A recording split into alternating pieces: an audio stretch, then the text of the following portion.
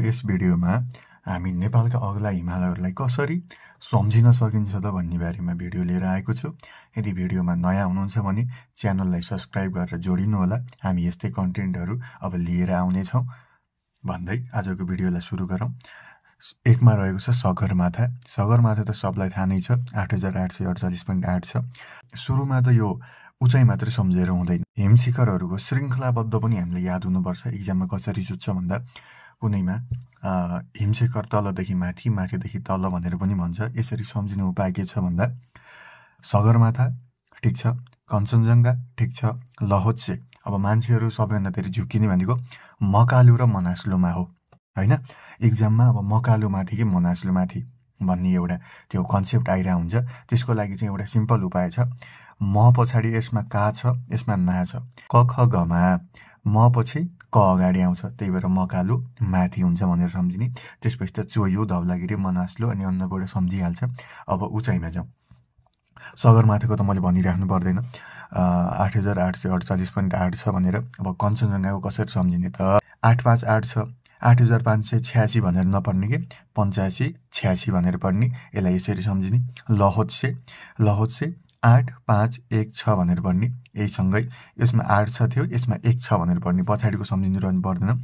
अब मकालुबाट तल गइसकेपछि पछाडि 8000लाई हामीले सम्झिरहनु पर्दैन, किनभने सबै 8000 भन्दा अग्लो हिम।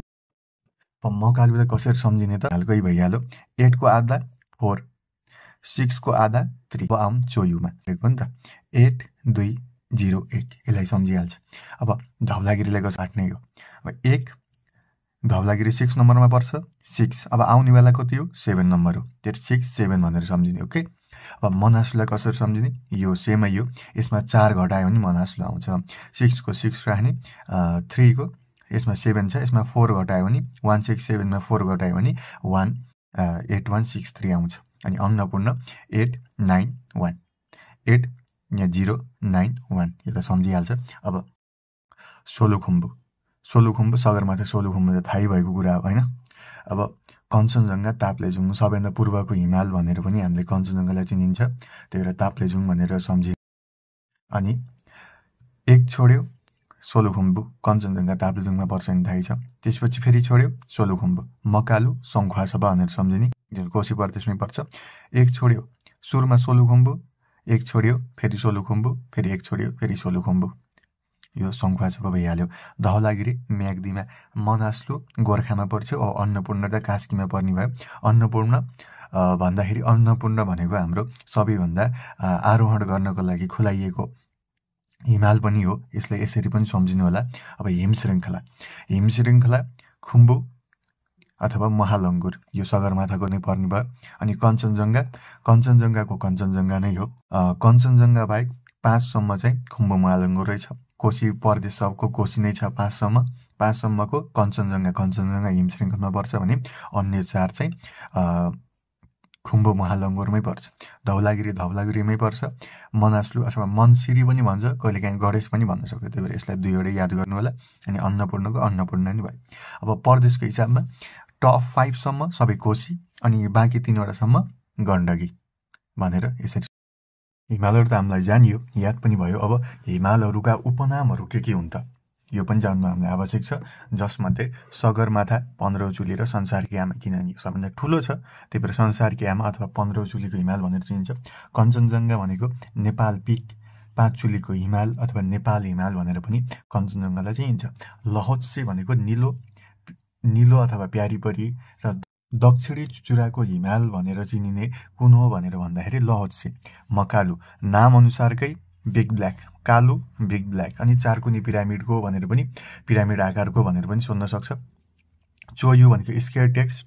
धवलागिरी भनेको 6 चुलीको हिमाल। अब यसमा झुक्किने भनेको 5 चुलीको हिमाल र 6 चुलीको हिमाल कुन हो भनेर चाहिँ हामी इक्जाममा वान अफ द मोस्ट झुक्किने भनेको यही हो। अब यसको रामबाण उपाय भनेको नेपालको अग्ला 8 हिमालहरूमध्ये 6 नम्बरमा पर्छ धवलागिरी। त्यही भएर धवलागिरीलाई 6 चुलीको हिमाल भनेर 6 नम्बर 6 चुली भनेर सम्झिने है त। अर्को मनासलु भनेको नेपालको माउन्ट फुजी अथवा किलर माउन्टेन भनेर पनि चिनिन्छ। अन्नपूर्ण भनेको सहकालका देवता, यसलाई देवता भनेर। अन्नपूर्ण भनेको अन्नको लागि हामीले चढाइन्छ देवतालाई भनेको यही हो। आमा दबलम चाहिँ एकदम इम्पोर्टेन्ट छ। किनभने यसबाट क्वेसनहरू एकदम सोधिरहेछ। अब सम्झिने कसरी? आमा त भइहाल्यो। आमाबाट सम्झिने। आमा भनेको लेडिज हो, लेडिज पिक भन्छ। टेक्निकल माउन्टेन, आमासँग टेक्निक धेरै हुन्छ नि त होइन, बच्चाहरूलाई खाना खुवाउनदेखि लिएर काम गराउन, पढाउनदेखि लिएर आमासँग टेक्निक धेरै हुन्छ, त्यही भएर टेक्निकल माउन्टेन भनेर सम्झिने। आमा भनेपछि आमाको हार भइहाल्यो। The matter of the Himalaya पनि भन्छ, यो पनि सम्झिनु होला। अर्को भनेको जासम्बा। जासम्बा भनेको अहिले नामाकरण भर्खर गरे आयो 2056 1 महिना 10 गते गरेको थियो पासाङ ल्यामुको मृत्यु पश्चात। जासम्बालाई पासाङ ल्यामु चुली भनेर पनि नामाकरण भयो। पासाङ ल्यामुको मृत्यु कहिले भयो भन्दा 2050 1 महिना 10 गते भएको थियो। पछाडिको डेट सेम छ, अगाडिको चाहिँ 6 वर्षपछि भनेर। पाथिभरा। अब पाथिभरा किन इम्पोर्टेन्ट छ भन्दाखेरि नेपालको प्राइमेरी गौरी शङ्करलाई काटेर जाने रेखालाई मानेर गरिएको छ, त्यही भएर पाथिभरालाई गौरी शङ्कर भनेर पनि सम्झिनु होला। जुगल। जुगल पनि एकदमै इम्पोर्टेन्ट छ। जुगललाई भैरव। यो इम्पोर्टेन्ट किन छ त भन्दाखेरि यो सदरमुकामदेखि सबैभन्दा नजिकको हिमाल कुन हो भन्यो भने जुगल हिमाल हो क्या। यो सिन्धुपाल्चोकमा पर्दछ है। यो पनि। आजको भिडियो कस्तो लाग्यो कमेन्टमा प्रतिक्रिया दिनु होला। हामी यस्तै भिडियो लिएर आउने नै छौँ र च्यानललाई सब्सक्राइब गरी हामीसँग जोडिनु होला। हस्त, धन्यवाद।